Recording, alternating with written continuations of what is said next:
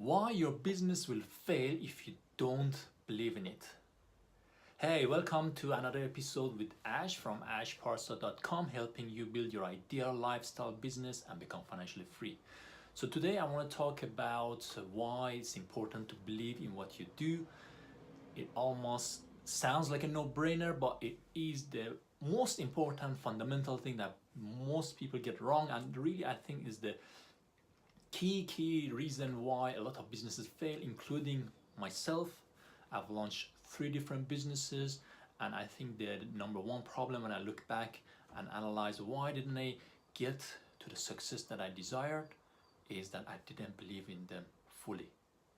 To give you an example, the last business I set up was an online marketplace. The idea was sound. I'd done my market research. I wanted to connect tutors with students, and my wife is a teacher, so I thought, great, we can work together on that. I have the technical and IT and website skills, and then she knows about the education industry. Let's build a business on that. However, was this something I was passionate about? Did I really believe in private education and tutors going to students' home and providing one-to-one education? No, I didn't really. And it's not something I had first-hand experience in myself. It's not something that had changed my life. It was something I just thought, this is a good business idea. This gonna make me money. We wanna, it's a market that seems to be tried. It's a market that seems to be enough demand for it. Yeah. So that was the extent of my research. I went into that threw so much money in there and a lot of my time, but ultimately, it was a bit of a drag. At times I had to do all the things I don't enjoy doing, and that's why it wasn't successful. I know very much that is the key. That is, when you do something you believe in, when something you're passionate about, then you do it with joy. Even when you come across obstacles and problems, it's still you push through them because this is something you believe in. So that's really important, and it goes back to the whole, discovering your passion is something that for years I struggled with. Okay, what is my passion? I mean, I've got lots of passion, but how do I turn it into a business? And that's something I didn't know. I think it was really going back to my having a mindset of an employee mindset from the traditional education system and working for corporates.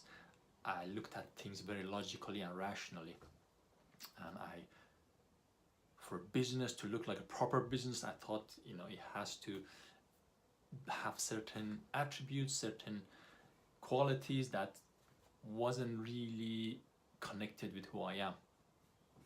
Okay, so I'm going to leave you with 3 takeaways that you can use today to discover that business idea that you can fully believe in.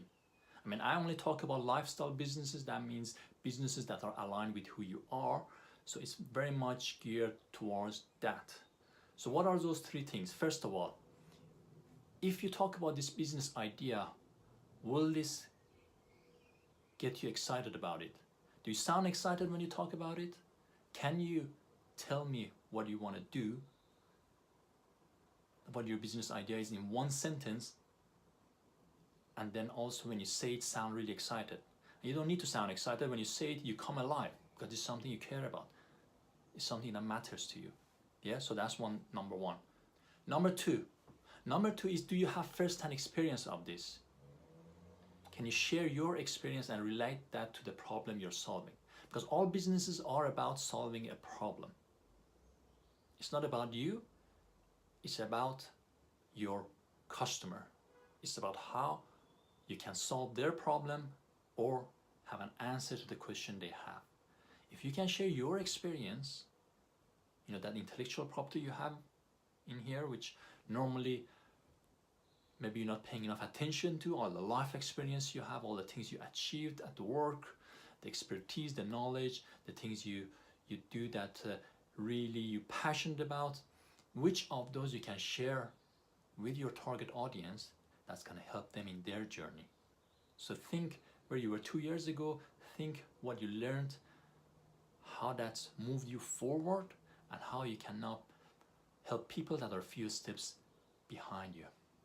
Yeah, so if you share your own experience, then it's something that is close to your heart and something that people will notice when they see and listen to you. So that's number 2. Number 3 is that you can't hide behind a business name. You can't hide behind a business identity and separate yourself from it. Lifestyle business is about you being you. In a crowded, competitive market, how do you set yourself apart from the rest? Why do people buy from you? Because they buy into you. They relate to you, to your story, to who you are. That's why they want to learn from you. So the only reason you can achieve that is by putting yourself forward. Not being afraid to come in front of camera, to share your ideas, share your message, to talk to people. Yeah, so that's one of the areas that was the biggest breakthrough for me, because now I'm doing something that aligns with my passion, with my interest, with what I've spent all my free time doing, learning, personal development, business, and those are the things I love to talk about. But I always created this business entity which had a logo, had a name, and there wasn't much of me in that. And that separation meant that this wasn't something I cared fully about and believed fully in. So that's why you need to put yourself forward and talk about something that you really care about, that lights you up, and then people will relate to that. Okay, so those were the 3 things, takeaways today I'm sharing with you. Hopefully you're gonna take those away, use them, implement them. Comment below if you have any questions, and I'll see you on the next episode.